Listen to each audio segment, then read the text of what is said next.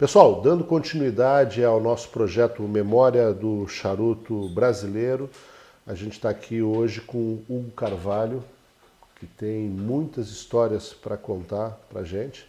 Então, sugestão, vai lá no seu umidor, seleciona um bom charuto nacional, de preferência um Churchill, porque vai ter muita história por aqui. Hugo, obrigado por estar participando desse projeto. E eu queria saber de você um pouco mais. O que um gaúcho veio fazer aqui na Bahia? Como é que você acabou aqui na Bahia? Mais nada, boa tarde a todos aqui. Devo dizer que você me faz dar um mergulho de 60 anos atrás. Em 1965, eu vim parar na Bahia. Mas isso tem uma história que fica a retroceder em mais 5 anos, 1960. Muito jovem ainda, eu começo a trabalhar com 18 anos numa indústria química, indústria na qual meu pai trabalhara há 30 anos. O Grupo Renner é conhecido, uma grande empresa gaúcha de tintas. E fui trabalhar no laboratório. E de laboratório virei laboratorista. Laboratorista me prepararam na técnica de manutenção de móveis, pinturas prediais. E das pinturas prediais eu fui para as pinturas industriais. Depois estudei colorimetria, aprendi a acertar cores no tempo em que a máquina de calcular era uma régua de cálculo. Arquimedes, a gente ficava com aquela régua lá e fazia com precisão os cálculos. De repente a empresa inaugura uma filial em São Paulo e eu sempre fui um homem de muita sorte na minha vida. Tanta sorte que eu trabalhei 45 anos e nunca fiquei desempregado um dia, sequer. E houve longos períodos que nem férias eu tirava. Aí ele me convoca, o presidente da empresa, que era um homônimo meu, chamava-se Hugo, por sinal já é morto também, Hugo Hermann. Ele disse, Hugo Carvalhinho me chamava, porque meu pai era o Carvalho, eu era o Carvalhinho. Carvalhinho, tem um trabalho para você. De que é, doutor Hugo? Disse, quer ir para São Paulo? Ele já tinha planos na cabeça, já tinha me incentivado a tomar o estudo de economia de noite que eu tinha abandonado. Me estimulou e lá fui eu estudar economia, fazer o primeiro ano. Como não podia frequentar, porque era em Pelotas e não tinha transferência, mas a gente podia fazer os exames finais de ano, permitia que eu fosse para lá fazer as provas. De lá me transferem para a PUC de Porto Alegre, estudando à noite, trabalhando. Aí disse, vai para São Paulo. E a faculdade, doutor? Disse, não, calma que a gente já resolve todo esse problema, não há problema, a fundação cuida de tudo para você. Aí lá fomos. São Paulo inaugurou uma filial comercial. Foi gerenciada no caso, por uma outra pessoa, grande amigo, grande mestre que eu tive, especialmente na área de redação. E eu fui secretário dele. Ele obrigava, ditava as cartas, você na máquina, e não admitia erros. E aí você tinha que ser datilógrafo de 10 dedos, veloz. Dr. Paulo Viotti. Bem, lá eu fico de assistente da gerência, primeiro passo pelas vendas industriais, conheço praticamente todas as grandes indústrias, vendíamos tinta, inclusive até para automóveis na época, e as grandes construtoras, enfim, andei um bocado, rodei um bocado. Aí passo 2 anos, eu me formo em 1963, eu concluo o curso na Faculdade de Ciências Econômicas São Luís, na Paulista, no prédio antigo, que não tem mais, só tem a capela lá, só resta a igreja, era dos jesuítas. Eu era aluno muito dedicado, estudioso, ganhei uma bolsa. Aí ele disse, liga para os padres lá que a bolsa não precisamos não. Você dá para o 2º lugar. Aí eu vou lá para o padre, irmão Hélio de Aloísio. Irmão Hélio, o negócio é o seguinte, o chefão lá disse que faz questão de pagar a escola. Ele disse, não, e nós fazemos questão que você receba a bolsa. Se você não receber a bolsa, você não posso dar para o 2º, vai perder. Aí voltei para o homem, voltei, modo de dizer, ele estava em Porto Alegre, eram cartas. Aí eu sempre fui um missivista.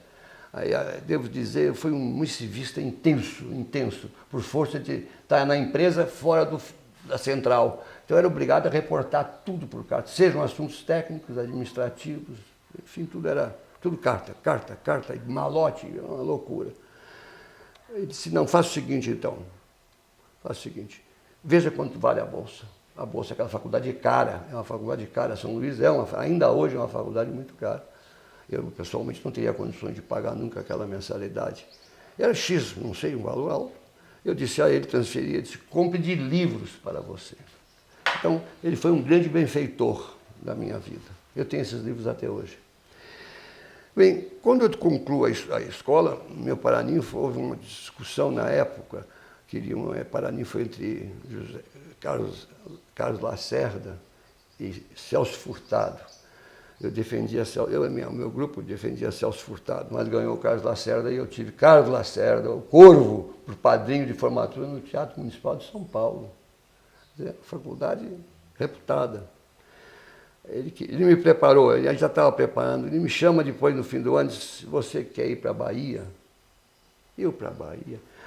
O conceito de baiano na época, em São Paulo, é o conceito que o senhor presidente da República recentemente fez, chamando de paraibanos a nós, nordestinos. Eu digo nós, nordestinos, porque eu sou mais nordestino do que gaúcho. Brigo pelo Nordeste. E tenho filhos nordestinos também. Tenho filhos gaúchos. Nesse ínterim, então você tem que voltar para Porto Alegre para fazer um ano lá, em ano da Revolução, 64. Eu viajo uma semana antes da dita Revolução, de 31 de março. Eu viajo 20 dias antes, no dia do meu aniversário, 11 de março. Eu lembro como se fosse hoje. Lá fomos nós, eu já tinha mulher, já tinha filhos, mas vamos embora, todo mundo. Lá eles me treinam em todos os setores da companhia, técnicos, produção disso, daquilo outro. E eu tinha mania sempre de anotar. Tenho até hoje os registros e comecei a apresentar sugestões de melhoria do processo. Naturalmente, era uma coisa que eu... E lá fiquei, depois fui para o departamento de custos, administração, enfim. Aí ele me chama a fim do ano e disse, está na hora de ir para a Bahia, maio de 65. Eu disse, o que você vai lá fazer lá, você sabe? Eu disse, não, doutor, eu acho que eu vou cuidar das vendas da Petrobras. Não, o senhor vai ser o gerente. Eu tinha 24 anos. Na Bahia, 24 anos, gerente de uma indústria, as pessoas diziam, quero falar com o senhor Carvalho. Via eu um guri, dizendo, não, mas o senhor Carvalho não sou eu, sim, senhor. Então, mas isso me obrigou também a amadurecer muito rápido, muito rápido. Nessa empresa, ela tinha o que se chama cor local. O que é a cor local? Eles tinham convidado 2 empresários baianos, do society baiano. Um chamava-se Mário Amerino da Silva Portugal, morto já. O outro chamava-se Antônio José de Carvalho Silva, que esse era ligado à Casa Magalhães, uma casa famosa aqui na Bahia, que foi representante do Banco da Bahia. Enfim, tinha a usina de açúcar, tinha venda de máquinas, tinha um grande comércio atacadista, enfim, era uma empresa enorme. Foi uma casa bancária no começo do século passado. E Mário Portugal era a cor local. Qual é a função desses diretores, eu gerente? Eles não entendiam nada de tinta, nunca se meteram, e tinham uma participação simbólica, umas ações simbólicas. Era para facilitar o contato com bancos, desconto de duplicatas, naquela época que se fazia nota fiscal e duplicata, aquela confusão de papéis. E ficamos amigos, Mário e eu ficamos amigos, nos conhecemos em 65, até a morte dele, há pouco tempo atrás, há 4, 5 anos atrás, mantivemos amizade, com breves intervalos que eu, possivelmente ao longo da entrevista, possa dizer e contar, porque ele é uma figura importante nessa história, e parte dessa história. É isso, lá fiquei nessa empresa até 1975, quando eu saio a convite de Mário Portugal. Bom, Hugo, você conheceu Mário Portugal. E aí o que aconteceu? Você abandonou o setor químico? O que aconteceu com esse encontro? Veja bem, 1965 era começo da Sudene. O projeto ao qual eu vim gerir aqui envolvia 110 empregados. Foi uma época até muito estranha, muito especial. Eu vou contar a você, abrir um parênteses para contar uma história. Eu vivi um momento em que nós tínhamos feito o refeitório e os empregados não sentavam à mesa. E eu olhei, eu disse, mas por que fulano e Beltrano não sentam à mesa? Fica comendo lá atrás. É porque ele não sabia comer de talher. Tinha vergonha de sentar na mesa. Vi gente assim, vivi com gente assim há 60 anos atrás. Mas eram bons operários. Um outro era tão bom e tão ingênuo que disse, mas doutor, por que eu tenho que bater ponto? Eu chego na hora cedo, chego até mais cedo. Disse, mas não pode chegar muito mais cedo e bater o ponto também, porque ele não entendia que ia ser problema para a gente. Então, foi uma experiência muito grande, mas muito grande, lidar com essa fase pioneira da Bahia. Não existia o Centro Industrial de Aratu. A fábrica era em Valéria, na beira da estrada, ali na BR-28 na época, não era BR-324. Não é? Nós ficávamos isolados, não havia telefone para lugar nenhum do mundo. Era rádio. O rádio, o Dentel uma vez descobriu que a gente tinha o rádio, tirou o cristal do rádio, porque era proibido ter rádio. Era uma verdade. 65, era uma confusão danada. A gente usava o rádio das transportadoras para falar com a fábrica de Porto Alegre. A dificuldade era muito grande, então isso também te obrigava a improvisar e criar soluções para os problemas, porque você não tinha com quem conversar.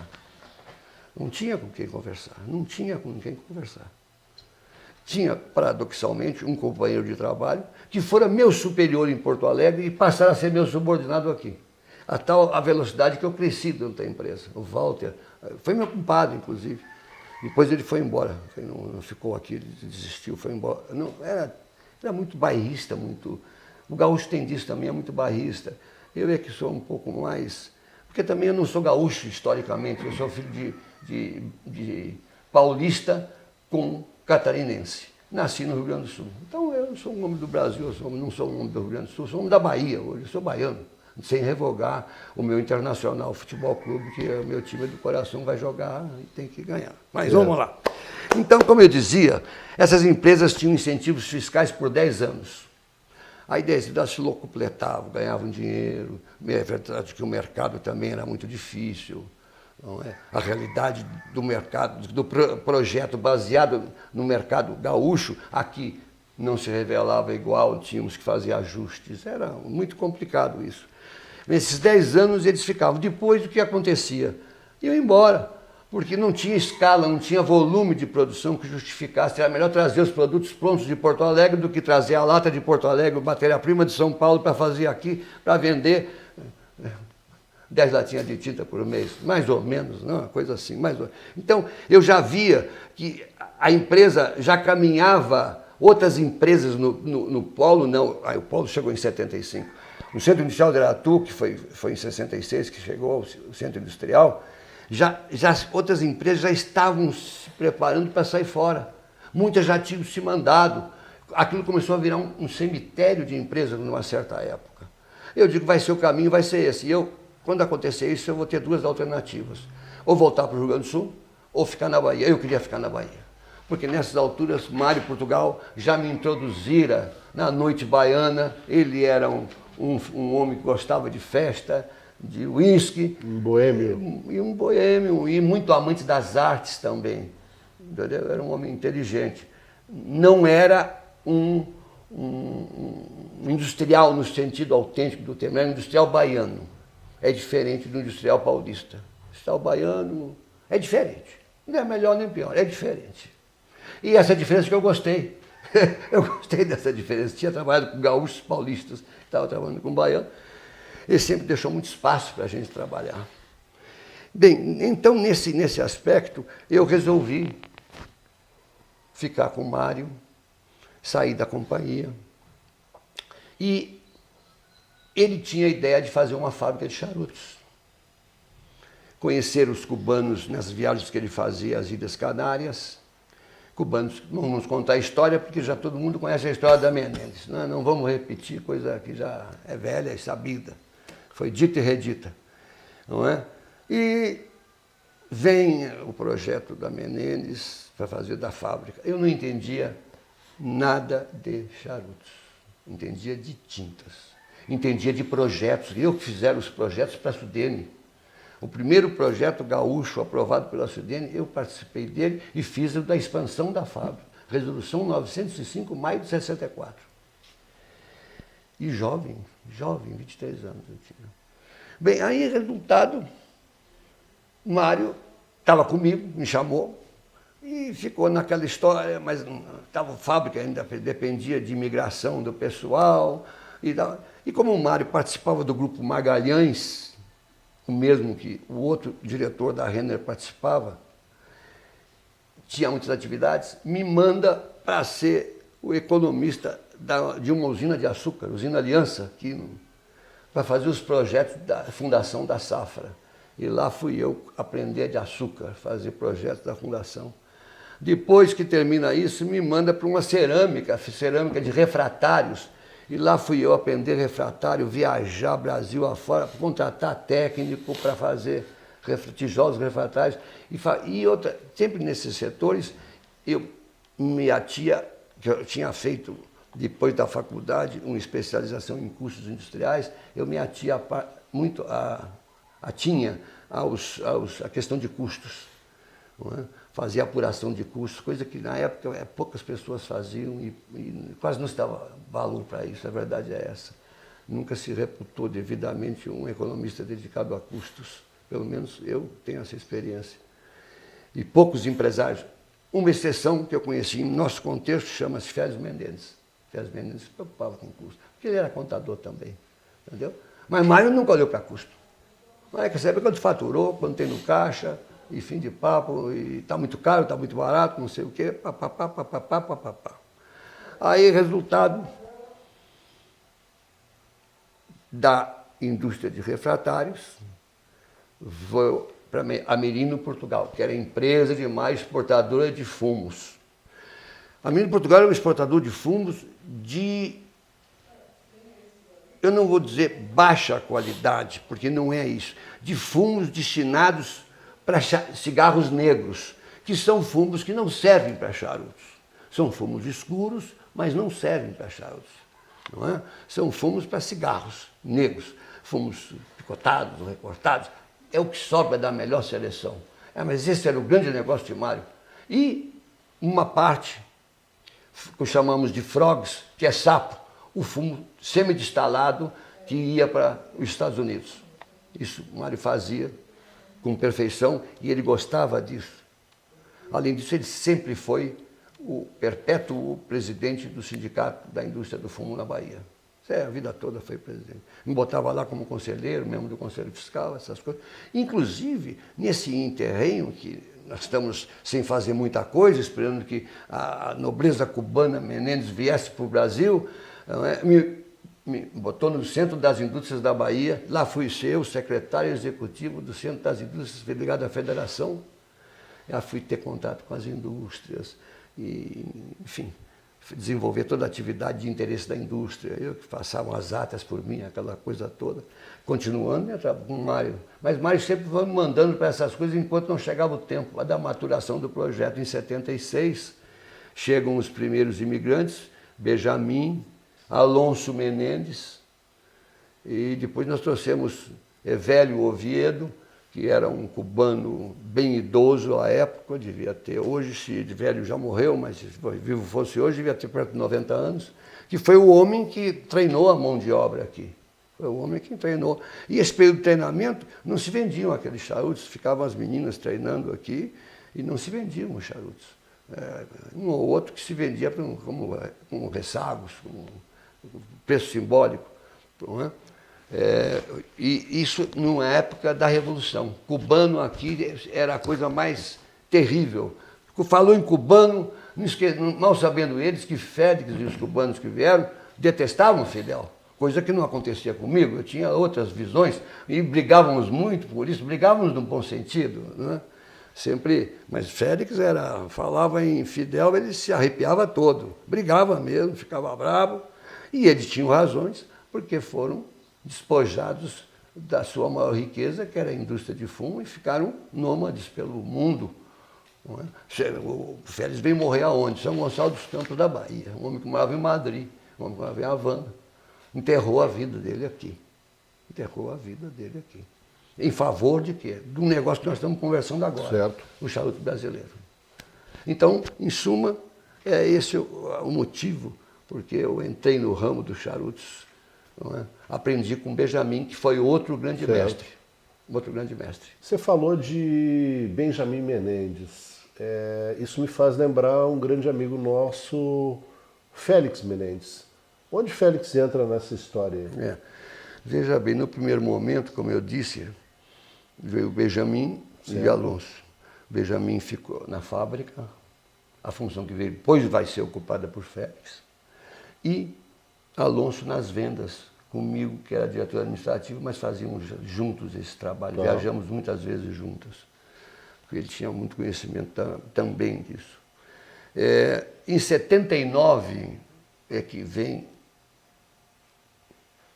Félix para o Brasil. Félix, naquele momento, ainda não estava diretamente ligado na Charutos, mas como houve, dentro da Menendez, uma inversão na composição da sociedade, e não há por que não dizer a razão, Mário participava como capital. Mário financiava todos os gastos. Okay. E mais na frente vocês vão entender o alcance disso. E Benjamin, o grupo, trouxeram os equipamentos. Porque, à época, nós não começamos a fazer charutos 100% à mão. Eram semi-mecanizados. Nós tínhamos 3 máquinas aqui na fábrica. Uma que era direita, que fazia os tirulos, os bunches, ou tripa, ou torcidas, como queira. Sim. Não é? Direito, capa direita e capa esquerda. Tínhamos 2. E que limitava muito, nós não tínhamos condição de variar diâmetros, nós não tínhamos condição de nada, era muito engessado. E tinha uma outra para, como diziam os cubanos, picadura, para trabalhar com fumo muito picado, que era para fazer short fill, que ficou parado num primeiro momento, porque nós tínhamos nos avocado a intenção de sermos uma fábrica premium, como de fato fomos. Certo. Fomos. Eu, inclusive, chamei no meu trabalho, um trabalho que eu fiz, nós vamos tratar disso, a primeira premium, chamei a Menendez, porque depois veio o Le Cigar e tal, porque a Suerdic, a rigor, nunca foi produtora de charutos premium, foi produtora de charutos mecanizados. De fumo, picado, mecanizados. Essa é a coisa. E o brasileiro nunca consumiu até então, naquela época, não estava educado para isso. Sim. Então, chega Félix e chega Arturo. Arturo se especializou como era, e até hoje faz a sua especialidade, que é o quê? Fermentação de tabaco, compra de tabaco, quer dizer, o beneficiamento do fumo para que fique em condições de uso no processo. Isso é a história. Entendi.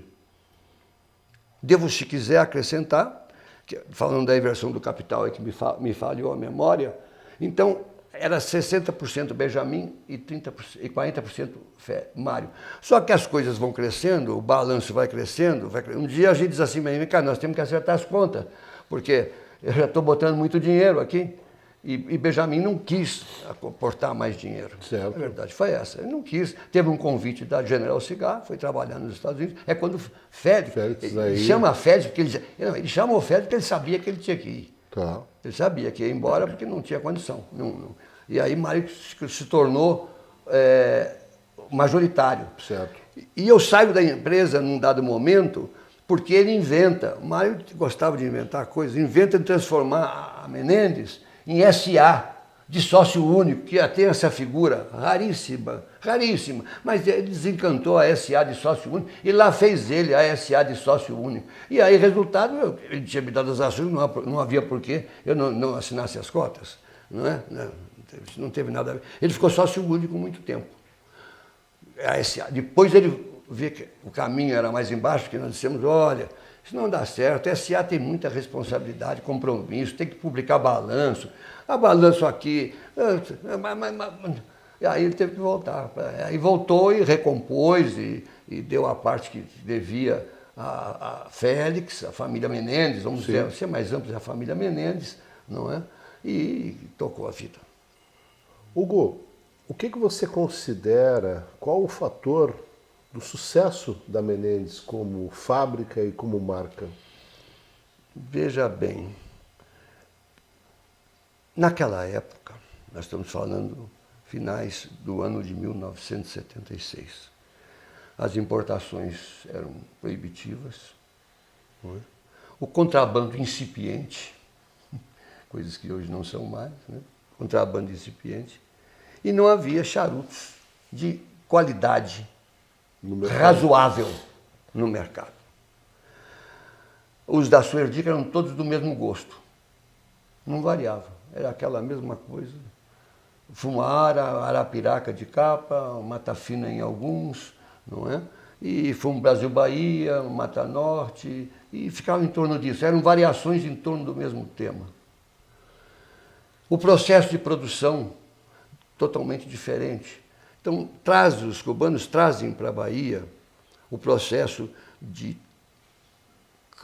criogenia, congelamento dos charutos.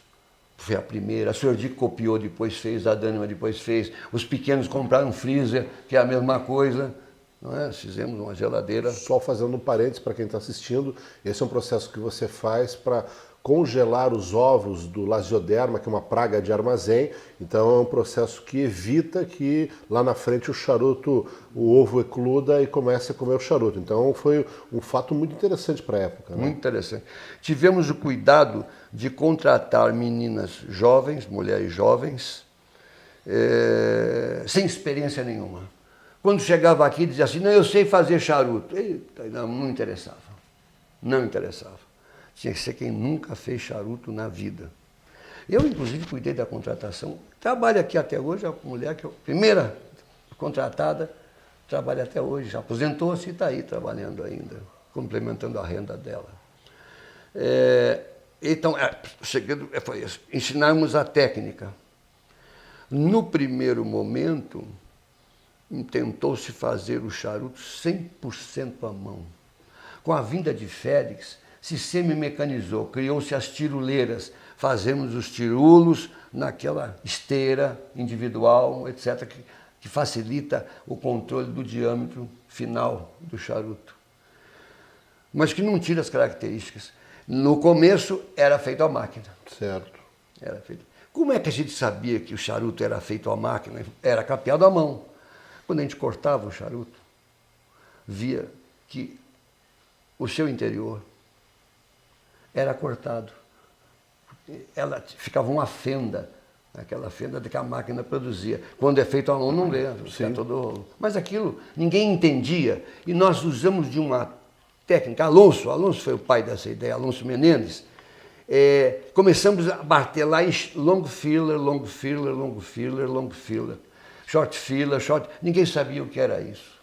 Mas o que é isso?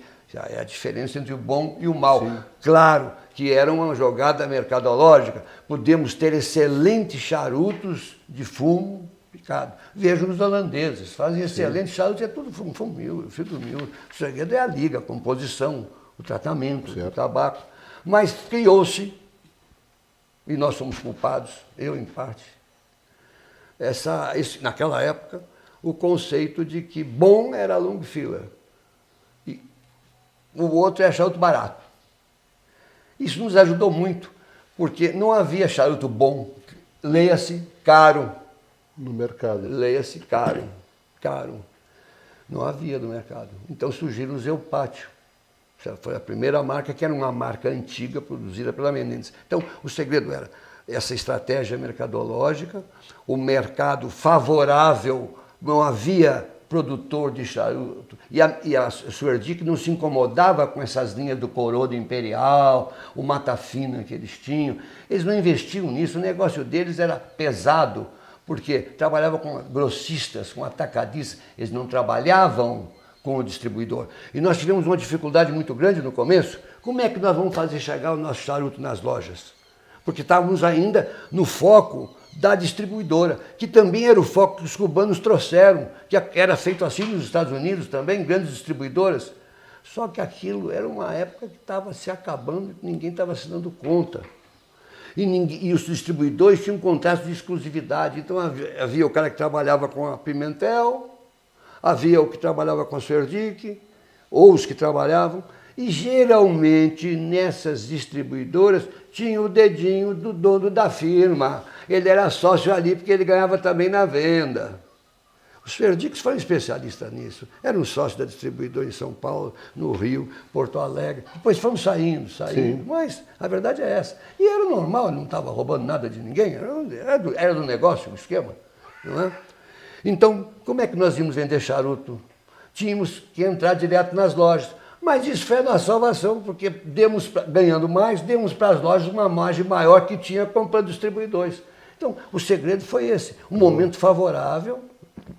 Houve, devo dizer, um erro estratégico, mercadológico, por uma defasagem entre a confecção do projeto aqui, com desconhecimento por parte de Benjamin e minha, e de Mário, da realidade do mercado brasileiro. Então, o projeto previa números inalcançáveis.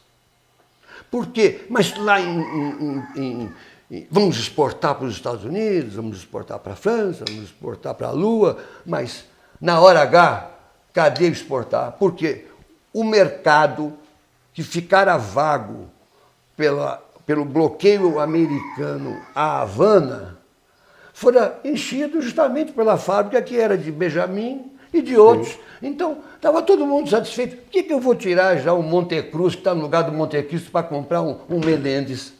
Essa foi a realidade. A grande dificuldade que nós tivemos de exportar.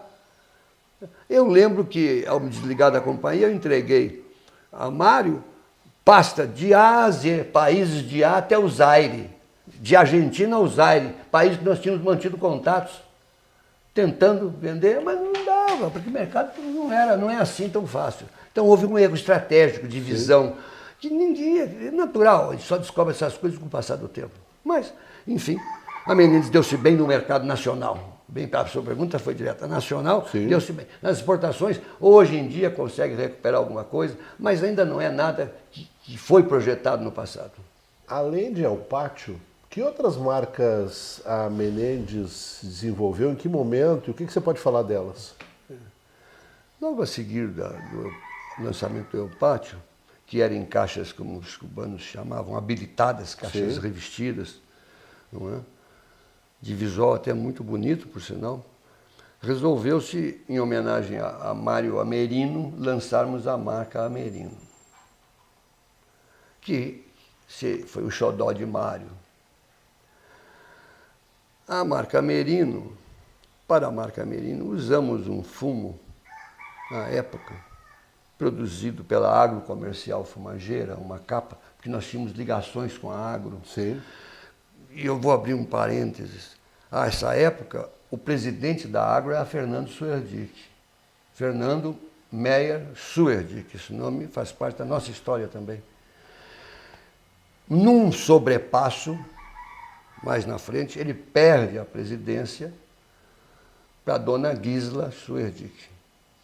E seu Fernando Suerdick vem trabalhar conosco na Menendez como presidente, mas deu a ele o cargo de presidente, eu superintendente e eu presidente, uma deferência. Mas foi nos ombros dele que eu me debrucei sobre muitas coisas, especialmente sobre fumos capeiros, sobre fumos capas claras. E tinha uma capa lá infusada, que chamavam de DF, e que ninguém sabia o que Fernando queria dizer. Uns diziam que era Dom Fernando, outros diziam que era dupla fermentação. Ele morreu sem dizer a razão do DF. E ele não tinha onde botar aquelas capas, e Mário já adorava fazer negócio desse tipo. Não, vamos aproveitar na fábrica. Que Mário, que Deus o tenha, e fumando charuto. Mário foi um grande exportador de fumo, mas nunca foi um grande industrial de charuto.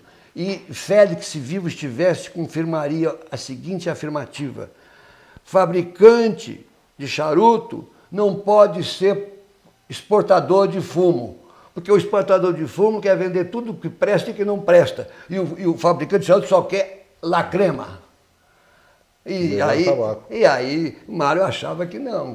E aí, na hora de exportar os frogs, os sapos, os fumos destilados, para que o público possa entender melhor, para os Estados Unidos, os mais altos, ele mandava destilar para exportar. E queria que a fábrica usasse o sapinho pequenininho para fazer um charuto desse tamanho. Não dava, era problema o tempo inteiro, era problema o tempo inteiro.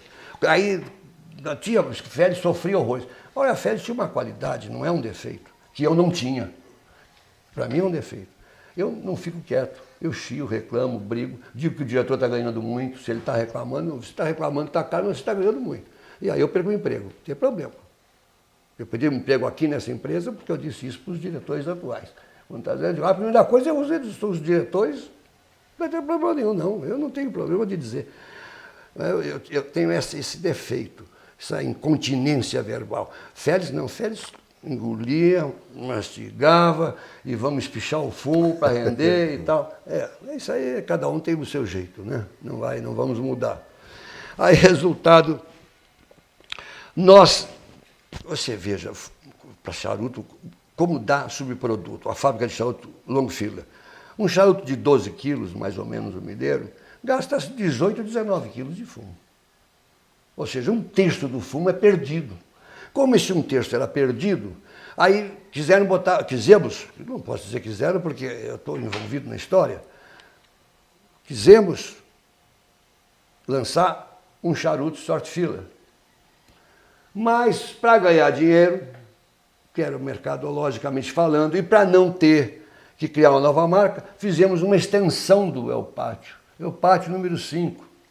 Que tinha um precinho lá embaixo, mas que era mais caro que os outros short filler, porque era o pátio, sim, era a camisa que o cara vestia, né? Não era...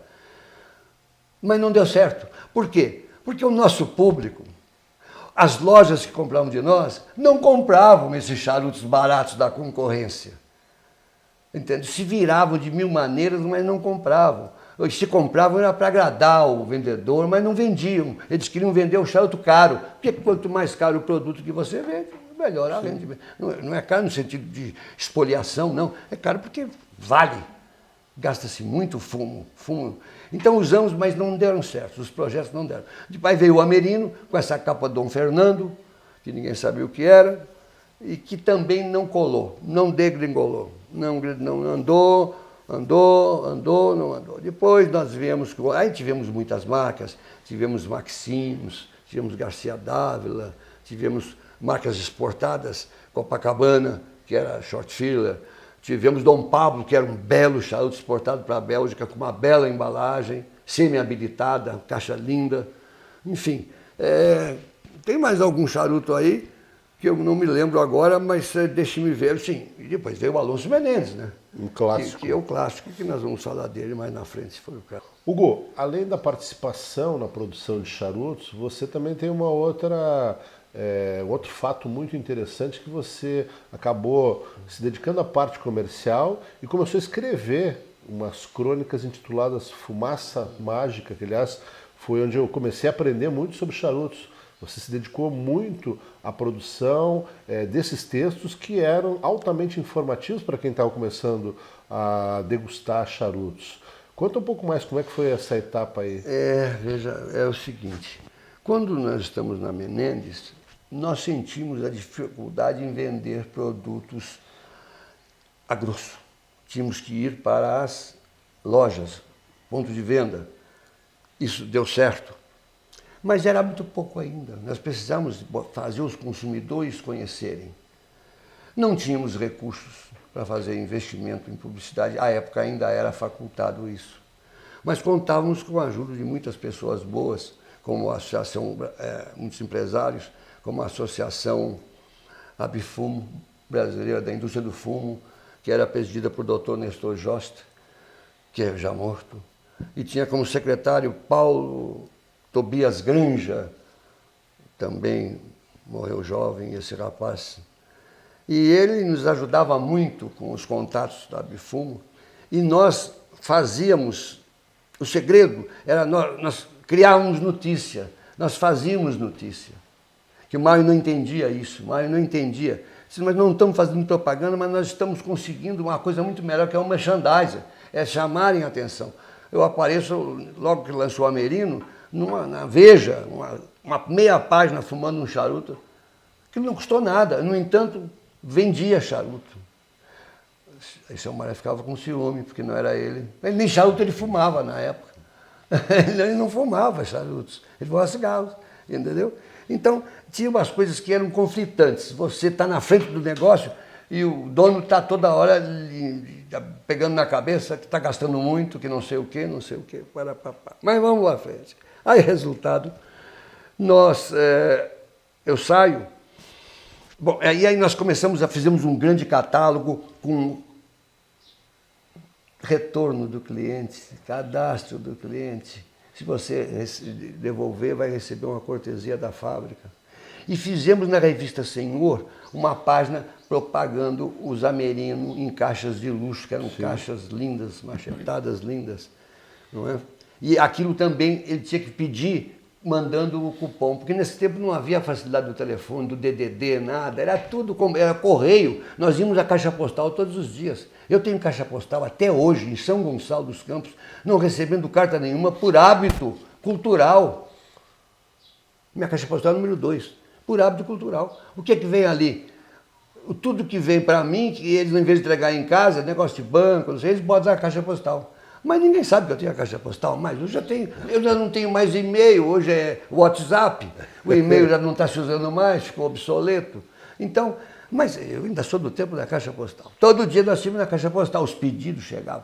Bem, e eu montei uma empresa, na saída da fábrica, uma empresa central de charutos e artesanatos da Bahia. Trabalhava com louças finas, era um artesão que fazia louça portuguesa em Dias d'Ávila, que eu conheci no tempo que eu fui diretor da Cerâmica Feira Velha, e ele fiz amizade, um português, também já é morto. E ele fazia vasos lindíssimos, coisas lindas, jogos de mesa, cobertas de mesa lindas. Vendia isso e vendia charutos. Casava bem, beleza, não tem mais nada. Agora, e tinha um mailing, comecei a desenvolver um mailing de charutos. E, evidente, recorri a todos os contatos, todas as formas possíveis e imagináveis de formar um cadastro. Cheguei a ter 3.000 pessoas. 3.000, recebendo pelo correio, 2 vezes por mês, cartas. Recebendo catálogo. 3 meses. Isso, visando o mercado turístico, compro um ponto no mercado modelo, instalo uma tabacaria aberta ao público. A loja estava num prédio, num quarteirão, e no mercado modelo, e botei um interfone daqueles que se falam um por outro, que não tinha telefone, mas telefone para qualquer coisa da loja, o cara me perguntar, resolver e tal. Contratei 2 rapazes, botei os de sócio na empresa, aquela história. Não é? Treinei-os, nunca trabalhei na fábrica de charuto, mas entendi o de charuto para boca, porque aprenderam mesmo. Puxei um bocado pelos bichos, ela foi. E veio para cá, para São Gonçalo, inclusive comigo um tempo. Comprei um computador Cobra obsoleto, daqueles pré-históricos, um horror desse tamanho, uma impressora matricial que não tinha mais tamanho, sim, porque a gente não conseguia fazer tudo à mão. Tinha que fazer alguma coisa mecanizada. Tecnologia. E o que tinha, minha filha, que então era jovenzinha, eu já estava 50 anos, essa filha, tinha 18, 19 anos, treinou, foi fazer curso. Nessa época eu só vim aprender computador em 95. Até lá eu me recusava a isso. Velho é uma desgraça, rapaz. Os velhos são resistentes e eu fiquei velho antes do tempo. Aí, resultado, lá vamos nós, Na inauguração da loja, eu convido todos os diretores de todas as fábricas, porque eu passei a trabalhar também por conta própria. Eu tinha conta própria e tinha venda a consumidor postal. Comecei a comprar de todo mundo, até da Souza Cruz. Eu comprava batuta. Eu queria ter todos os charutos. E consigo editar um catálogo, que também, para te dar, que tinha charutos com seus preços da letra A à letra V. Não tinha X, não tinha U, não tinha Q e não tinha Z. Mas de todas as outras letras eu tinha charuto. Não importa quem era o fabricante. Então, eu mostrava trabalho. E atrás chamava isso de fumaça mágica. Certo. E fazia o marketing mostrando o mapa da Bahia, Salvador, e eu centrado no mercado modelo, no coração histórico, e mandando charuto para o Brasil inteiro. E aí cada estado recebia uma mensagem. Eu trabalhava muito nisso. Entrei de sócio da ABEND, logo que foi fundada, a Associação Brasileira de Marketing Direto. Aprendi marketing direto comprando livros, participando de encontros. E apliquei as regras do marketing. E botei um telefone, aí quando chega o telefone, Implantou. 2 homens, 6 horas por dia ligando para clientes. E isso é controlado pelo computador, porque hoje liga dia tal, aquilo até tinha um controle. E toma-lhe pedido. Vendia todos os produtos. Dava prioridade ainda para Menendez.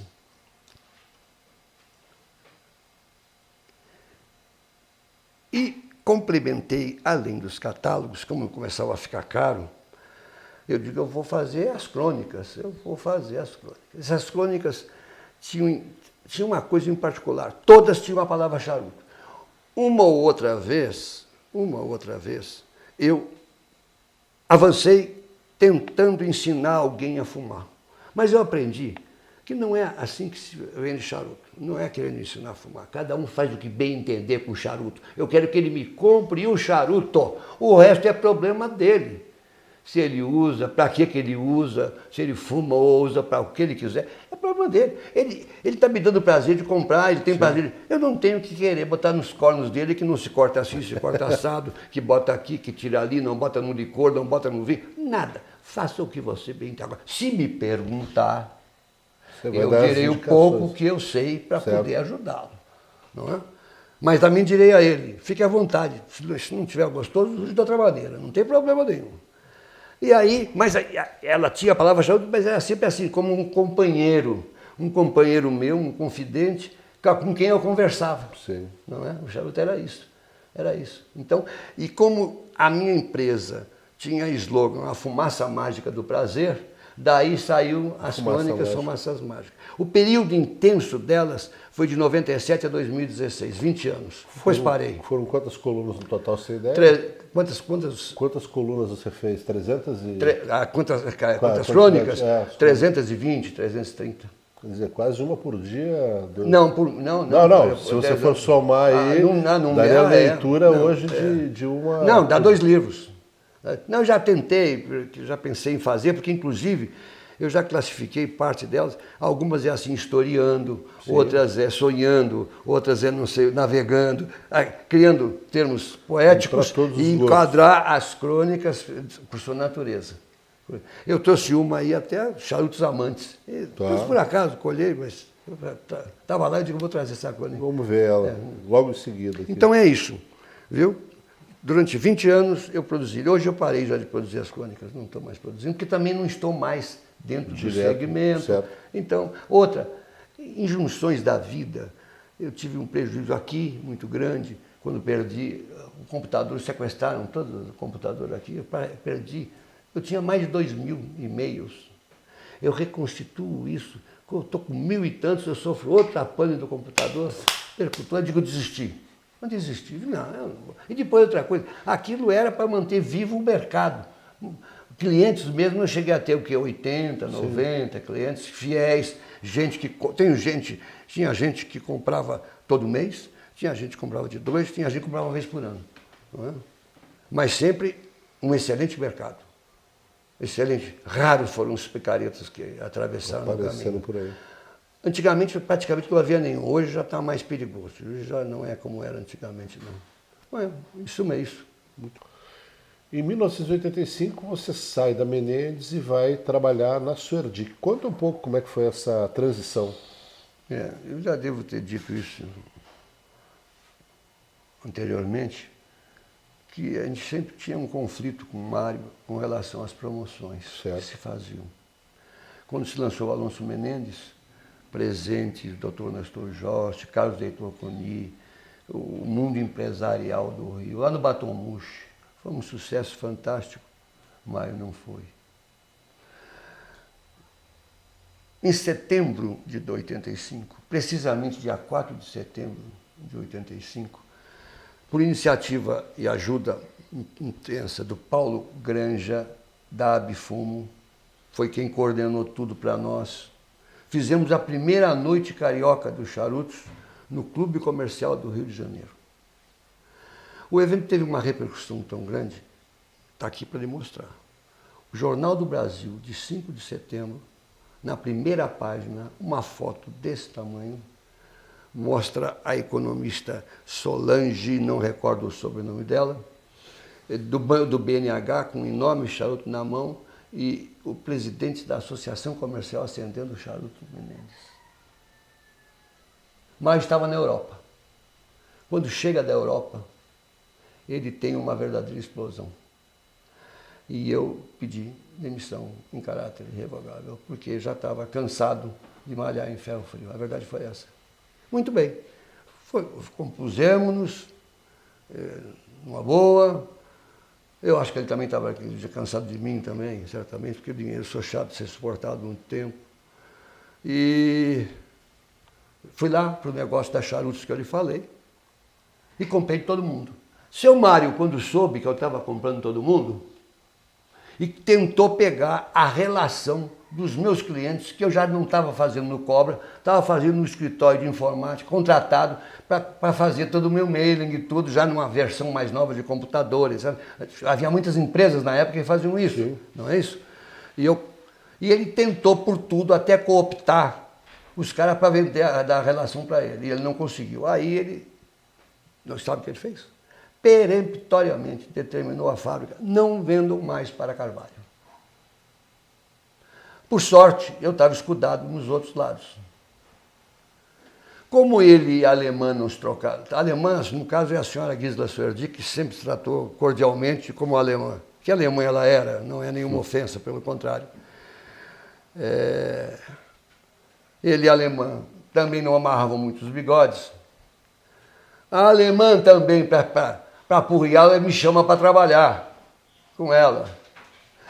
E pensando que eu tinha segredos da fábrica para levar, não tinha nada. Fazer charuto não tem segredo nenhum. Cada um faz do jeito que aprendeu. Sim. E uns fazem bem, outros fazem melhor, outros fazem pior. Mas não tem segredo. Mas me chamou.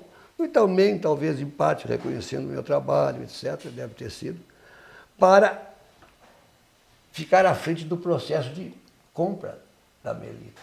Eu fui, inclusive, à Alemanha tratar do assunto, com um intérprete, evidentemente, que era da confiança dela, Mag Schwartz. Fomos à Alemanha. Só fazendo um parênteses, a Suerdick é uma empresa alemã, Augusto Suerdick foi a primeira empresa, uma das primeiras empresas aqui no mercado, passou por uma série de problemas durante a Segunda Guerra Mundial, teve problemas também comerciais e por um período, que se não me falha a memória, 10 anos, foi controlada pela Melita, produtora daqueles filtros de café que a gente conhece. E aí você foi, então, lá para a Alemanha para fazer essa negociação. A negociação da questão dos custos de produção, porque nós iríamos ficar produzindo uma cigarrilha, mini cigarrilha com marca Dannemann, para eles na Europa. Certo. Entendeu? E aí tinha que acertar os preços, não queriam pagar mais que $13 o milheiro, enfim, tem essas coisas assim que se acertaram. Mas, enfim, então, para ficar nisso, e depois administrar a fábrica. Eu fiquei como diretora geral da fábrica. O Câmara, que era o gerente, ficou sob minhas ordens. Não é?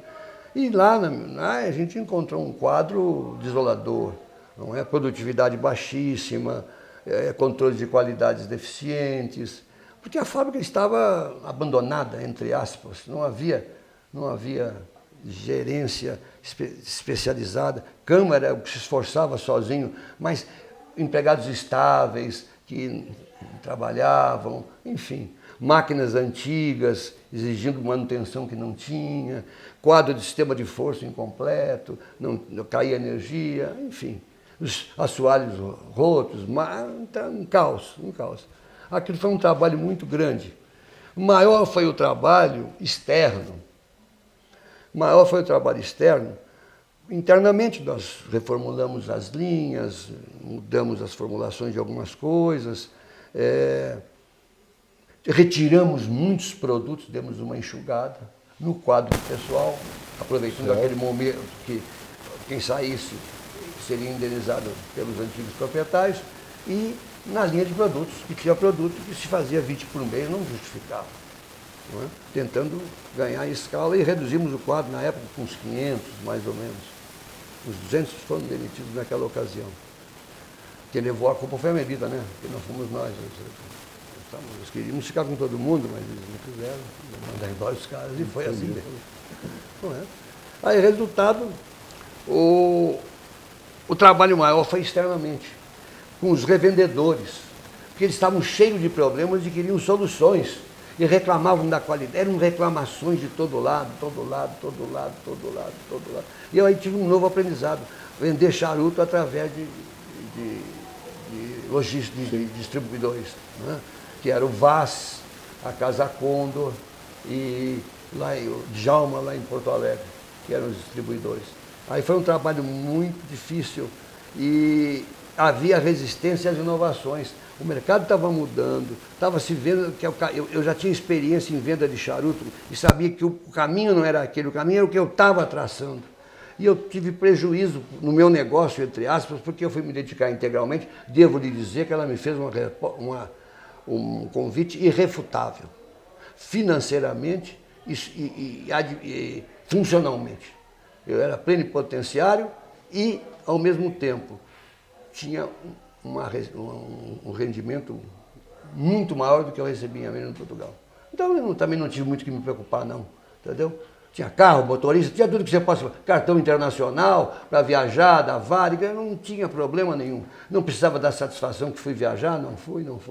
E era homem de confiança dela nas coisas quando envolvia moeda estrangeira. Além de Fumaça Mágica, você é autor de um livro sobre os charutos brasileiros, sobre as fábricas, tudo. Conta um pouco sobre esse livro. A rigor não é um livro que trate de charuto como tal, é um livro de histórias. Certo. Histórias das fábricas, como começaram, como terminaram, e do mercado, as fábricas antigas, ou seja, damos um retrato da fábrica. Esse livro só existe na versão virtual, nunca foi impresso. E tenho também fotos, muitas tiradas nos arquivos públicos, guardadas, que serviram aos livros, porque foi na pesquisa das marcas comerciais que a gente descobria as empresas. Os registros na junta comercial, que a gente descobriu o nome das empresas, foi aí que eu consegui montar isso. Então, e fiz um retrato histórico, romanceado, da vida das fábricas. A Dannemann recebeu o título A Saga de um Nome Famoso. A Suerdi, que é a mais longa narrativa, Ascensão e Queda de um Gigante. Porque não esqueçam que em 2009 já se iam 10 anos que a fábrica tinha fechado. Não é? Depois nós temos a saga da Menendez, com o nome A Primeira Premium. A Primeira Premium. Cada um é um artigo à parte. Le Cigar é traduzida como diletantismo charuteiro, que também já morreu. O proprietário já morreu também, nosso amigo Harriet Becker. Sucede-se em Alagoinhas, correndo na frente, Chaba, nosso amigo Fernando Fraga, que ele começou a andar na frente porque estava tendo problemas e começou a entrar no mercado dos populares da Suerdic também. Não é? E a Paraguaçu, a Leite Alves, Renascendo das Cinzas, foi o artigo que nós fizemos dentro do livro. E a Paraguaçu tem por intitulação O Futuro a Deus Pertence, porque ela disse essa frase no encerramento da entrevista que eu fiz com ela. E o futuro? Ela disse, o futuro a Deus pertence. E também, passando a régua, eu assinalei muitos empresários que ingressaram no mercado a partir do ano 2000, devido ao vácuo que se criou, muita gente pensando que ia descobrir a pólvora. Eu fui procurado por muita gente. É um negócio de charuto, como é que é? Eu queria um tabacarias, havia uma verdadeira, sabe, tesão pelo fumo na época, né? É verdade que nós não tocamos no assunto, mas deve-se tocar. As restrições ao tabaco que começaram em 97 têm deixado marcas severas no nosso negócio, não se iludam. Negócio de marcas severas, não é? Mas relacionei os produtores que havia. Eu tratei da Dom Francisco, com o título Prazer em Conhecê-lo, brinquei até, porque eu veio dele Nadinho. E eu disse que Nadinho é errado. Seria tudinho, porque de tudo ele entende. Foi. Depois falei de Dornelles, charutos populares, MR Charutos, Josefina Tabacos, Sandy Charutos e Cigarrilhas, Tabacos do Brasil, Indústria e Comércio Limitada, Tabacos Internacional da Bahia, Maria Simões Gomes Velame, Manufatura de Charutos São Salvador, Tabacos Mata Fina, Indústria e Comércio, R. Oliveira Charutos, citei. Então o livro trata justamente da história dessas fábricas. E a formação do mercado a partir de 1840 e os números, os grandes números. E encerra fazendo uma projeção do que era o mercado em 2009. Não sei hoje, 2009. Ok? Muito bem. Para encerrar, eu queria agradecer essa oportunidade de ser parte integrante desse projeto, Memórias do Charuto. Gostaria talvez de ter sido mais útil. Tem muito material que poderia servir até para o nosso museu no futuro, quem sabe, né? Teria o maior prazer em poder ajudá-lo nisso, não é? E, para de agradecer, eu quero apenas registrar que a morte de Félix abriu uma brecha que até hoje dói no meu coração, e eu sei que no coração de todas as pessoas, especialmente os nossos empregados, que adoravam. Ele era uma pessoa muito querida, além de ser um homem muito inteligente e muito amigo. E eu não vejo coisa melhor. Eu escrevi, quando houve em maio de 2003, você estava presente naquela solenidade que ele fez uma palestra e ensinou a 12 pessoas como é que se fazia charuto à mão. E eu fiquei lá na plateia e eu fiz uma crônica sobre isso, um texto. E esse texto está no meu livro e eu queria dizê-lo agora em homenagem a Félix. Chama-se Meninos, Eu Vi. Foi numa noite de 2003, meninos, eu vi a alegre felicidade de gente aprendendo a produzir prazer. As torcidas saindo das mãos inábeis, juntando e enrolando folhas cujo tato lhes era novo e, portanto, estranho. Meninos, eu vi as úmidas folhas distendidas sobre as tábuas alvas, ainda virgens, tentando se contrair, opondo-se ao espalmar das mãos aprendizes. Eu vivi, como testemunha daquele apostolar encontro, a colorida emoção ampliada pela tela mágica que captava e transmitia os ritualísticos gestos, e vi 24 mãos, duas a duas, intentando transformar folhas de fumo em rolinhos que são arte e que dão prazer. Meninos, eu vi e ouvi segredos do fazer charutos saídos da mais baiana das bocas cubanas, a de Félix Menendez, o pai dos charutos, Alonso Menendez e Dona Flor. Foi no maio paulista, quase inverno, que eu vi, meninos, gente amorosamente, qual meninos, dar os primeiros passos do fazer e começar a soletrar as primeiras letras da palavra charuto, que ali eu vi, não se escrevia com C, escrevia-se com A de arte, A de amor, A de aprender. E vi, meninos, sentados ao fundo da inovidável cena, velhos e novos amantes do fumar puros, formando silente plateia de olhares encantados, como o meu que lá estava, vendo o desvendar segredos de uma arte secular. Atores e plateia viveram, eu vi, meninos, um momento inesquecível. Fascinados, como os 12 apóstolos da ceia, todos ouviram do mestre Félix Menendez que charutos não se escrevem com C. E ao final da cena da transformação do fumo em charutos, cada ator recebeu a tábua sobre a qual operar o milagre devidamente autografada. Uma material prova da presença, um dia, do mestre entre eles. Pela primeira vez em suas vidas e pela primeira vez na história dos charutos brasileiros. Meninos, eu vi. Lastimo que vocês não tenham visto. Muito bom, Hugo. Parabéns. Obrigado. Tá? Muito obrigado. Ora, querido. Por essa oportunidade. Eu também agradeço. Tenho certeza que o pessoal que está assistindo degustando seu charuto aí, está curtindo e curtiu muito essa entrevista, tá? Isso é a memória que a gente quer ter preservada, a história do charuto no Brasil. Então, se você gostou desse vídeo, passa para os amigos e em breve a gente se encontra em mais um vídeo contando outras histórias.